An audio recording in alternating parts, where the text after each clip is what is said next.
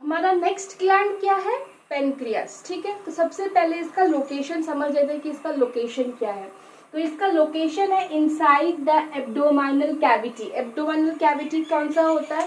ये हमारा rib cage के अंदर ये गड्ढा वाला पार्ट है ना, ये चेस्ट के नीचे, यहाँ से इसके ठीक नीचे जो ये गड्ढा जहाँ पे हमारा पेट है, जो हम बोलते हैं, ये गड्ढा वाला पार्ट है। ठीक है, इस पार्ट को बोलते हैं एब्डोमिनल कैविटी। ठीक है, और इनसाइड द एब्डोमिनल कैविटी, हमारे रिब्स के ठीक नीचे जो ये कैविटी है, ये गड्ढा है, उसको बोलते हैं एब्डोमिनल कैविटी। ठीक है, और कहाँ पर? Inferior and posterior to stomach. याद है, मैंने आपको बता दिया था पहले, इंफीरियर का मतलब, पोस्टीरियर का मतलब क्या होता है? पोस्टीरियर मतलब पीछे, इंफीरियर मतलब नीचे, मतलब स्टमक के नीचे और पीछे। ठीक है, स्टमक के नीचे, down, towards down, and posterior मतलब पीछे। ठीक है, उस कहा किसके? स्टमक का। समझ में आ गया लोकेशन? लोकेशन क्या है? इनसाइड द एब्डोमिनल कैविटी, हमारे एब्डोमिनल कैविटी के अंदर है। हमारे कैविटी के अंदर सब कुछ है, हमारा पेट, पेनक्रियाज, लिवर, गॉल ब्लैडर, ये सब कुछ जो है हमारे एब्डोमिनल कैविटी के अंदर ही है। ठीक है,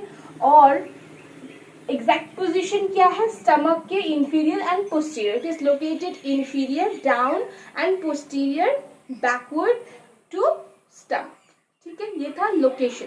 अब जो next important point about pancreas, जो मैंने आपको पहले भी कहा था कि ये दो मुंहा सांप है। क्या है? दो मुंहा सांप है, मतलब इट इज अ हेटेरोक्राइन ग्लैंड। ठीक है, हेटेरोक्राइन gland, mark it very important.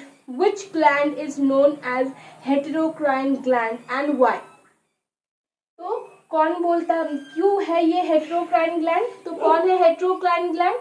Pancreas जो है वो है हेटेरोक्राइन ग्लैंड। क्यों है? क्योंकि it is both endocrine and exocrine. ठीक है, बहुत इंपॉर्टेंट है ये क्वेश्चन आता है, ये क्वेश्चन आता है, इंपॉर्टेंट है, 2 मार्क्स 1 मार्क्स में कैसे भी पूछ सकता है आपको। तो पेनक्रियास जो है वो हेटेरोक्राइन ग्लैंड है, और क्यों है? क्योंकि ये दो एंडोक्राइन भी है और एक्सोक्राइन भी है। That is why it is known as heterocrine gland. It is also known as mixed gland. ठीक है, ऐसे भी क्वेश्चन पूछता है, तो फिर आपको याद रखना है पेनक्रियास को मिक्स ग्लैंड बोलते हैं। क्यों बोलते हैं? क्योंकि ये एंडोक्राइन भी है और एक्सोक्राइन भी है बाय नेचर। मतलब इसमें डक्ट कुछ है जो डक्ट से भी काम करते, कुछ हार्मोन बिना डक्ट के भी डायरेक्ट ब्लड में रिलीज हो जाते हैं। यहाँ पर हम वो नहीं पढ़ेंगे इसका एक्सोक्राइन पार्ट क्या है, पर इसका एंडोक्राइन वाला पार्ट पढ़ेंगे कि ये एंडोक्राइन वाला पार्ट कैसे काम करता है। ठीक है, आगे पढ़ते हैं कि ये इसका स्ट्रक्चर क्या है।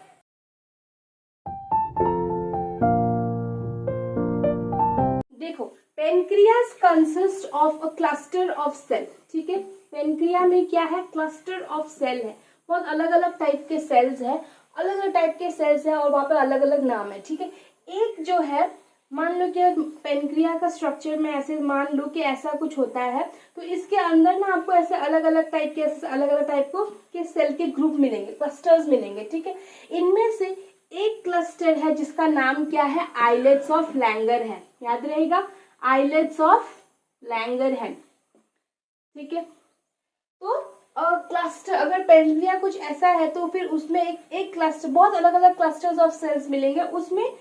इसमें क्या है? अंदर पूरा सेल्स भरे हुए। ठीक है, तो इसको बोलते हैं आइलेट्स ऑफ लैंगर है। ठीक है, cluster of cell present inside the pancreas known as islets of Langer है।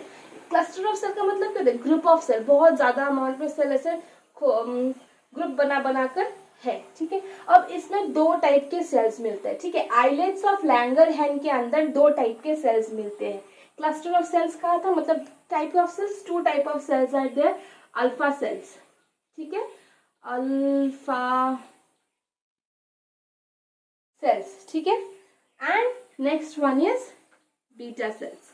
ठीक है, अब इसको एज ए स्पेलिंग भी लिख सकते हो, ऐसे भी लिख सकते हो। ठीक है, तो क्लस्टर ऑफ पेनक्रिया में जो अलग बहुत सारे क्लस्टर्स ऑफ सेल मिलते हैं, उसमें से एक है आइलेट्स ऑफ लैंगरहैंस, और ये आइलेट्स ऑफ लैंगरहैंस जो है वो 2 टाइप के सेल्स से बना हुआ है। क्या क्या cells? Alpha cells and beta cells. ठीक है,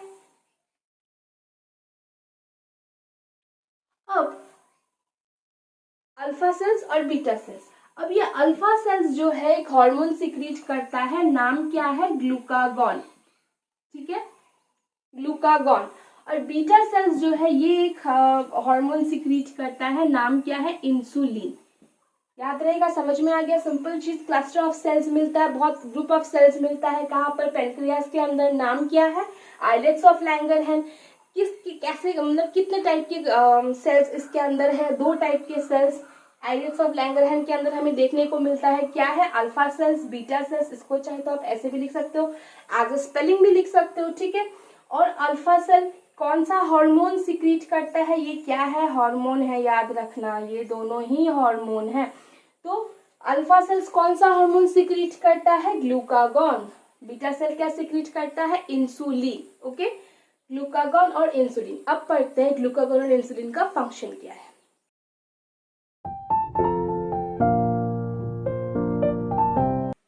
तो यहाँ तक हमें क्या समझ में आया, हमें समझ में आया कि ग्लूकागॉन जो है वो कहाँ से रिलीज होता है, अल्फा सेल से। इंसुलिन कहाँ से रिलीज होता है, बीटा सेल से। ग्लूकागॉन, इसमें कुछ ग्लूकोज ग्लूकोज फील आ रहा है, ग्लूकागॉन ग्लूकोज ग्लूकोज फीलिंग। तो ये किस में हेल्प करता है, प्रोडक्शन ऑफ ग्लूकोज में। ये क्या करता है, हमारे प्रोडक्शन ऑफ ग्लूकोज, ठीक है, ये प्रोडक्शन ऑफ ग्लूकोज करता है, हमारे ब्लड में ग्लूकोज के अमाउंट को इंक्रीज करता है। कैसे, ये ग्लूकोज को प्रोड्यूस करता है, कैसे, कार्बोहाइड्रेट को ब्रेक करता है, it break down the carbohydrate and produces glucose in the blood. तो इसका काम क्या है, ये क्या करता है, ग्लूकोज के अमाउंट को ब्लड में बढ़ाता है, ठीक है। So it increases the amount of glucose in the blood, ठीक है, ग्लूकोज के अमाउंट को ब्लड में ये बढ़ाता है, ठीक है। तो ये काम है ग्लूकागॉन का। अब मान लो कि हमारे ब्लड में ग्लूकोज का अमाउंट बढ़ते गया बढ़ते गया बढ़ते गया, तो फिर हमें क्या हो जाएगा, शुगर हो जाएगा, ठीक है।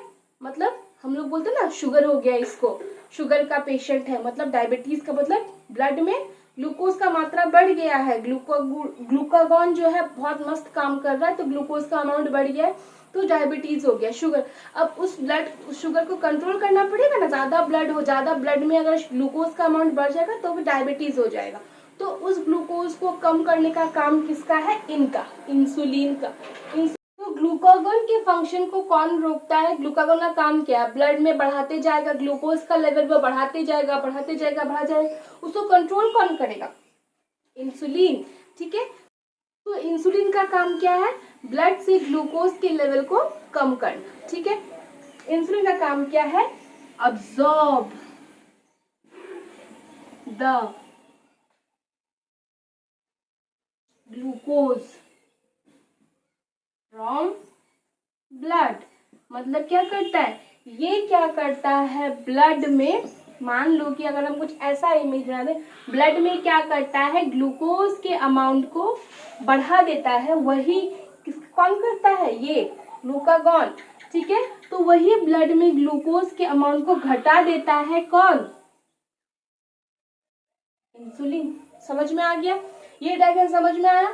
ब्लड में ग्लूकोज के अमाउंट को कौन बढ़ाता है, ग्लूकागॉन, और ब्लड में ग्लूकोज के अमाउंट को कौन कम करता है, इंसुलिन। समझ में आया।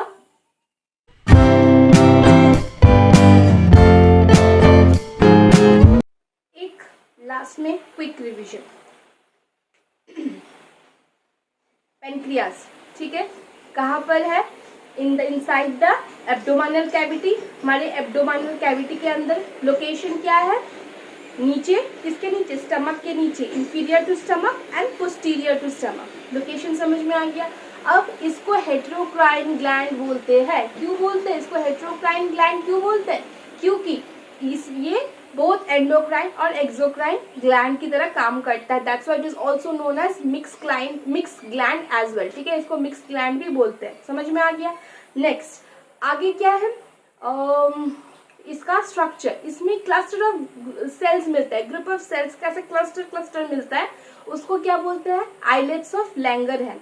आइलेट्स ऑफ लैंगरहैंस में 2 टाइप के सेल्स मिलते हैं, क्या क्या था, अल्फा सेल्स, बीटा सेल्स, ठीक है। अल्फा सेल्स क्या रिलीज करता है, ग्लूकागॉन, बीटा सेल्स क्या रिलीज करता है, इंसुलिन, ठीक है। ग्लूकागॉन का काम क्या है, हमारे ब्लड में ग्लूकोज की मात्रा को बढ़ाना। ग्लूकागॉन से हमेशा याद रखना, ग्लूकागॉन का काम है ग्लूकोज के अमाउंट को बढ़ाना, to increase the amount of glucose in the blood और to produce the glucose in high amount in blood. ठीक है, अब अमाउंट बढ़ते जाएगा तो फिर बीमार पड़ जाएंगे, तो उसको कम भी करना होगा। तो फिर इनका काम, उसका उल्टा काम कौन करता है, इंसुलिन क्या करता है, it will reduce the amount of glucose in the blood. How, it will absorb the access glucose from the blood. ठीक है, और इस तरह से क्या होता है, हमारे ब्लड में ग्लूकोज का जो अमाउंट है वो मेंटेन रहता है। समझ में आया। इसमें से कोई भी अगर काम कम बेसी करने लगा, मतलब कम ज्यादा करने लगा, तो प्रॉब्लम क्या हो जाएगा, हम बीमार पड़ जाएंगे, जो हम आगे पढ़ेंगे।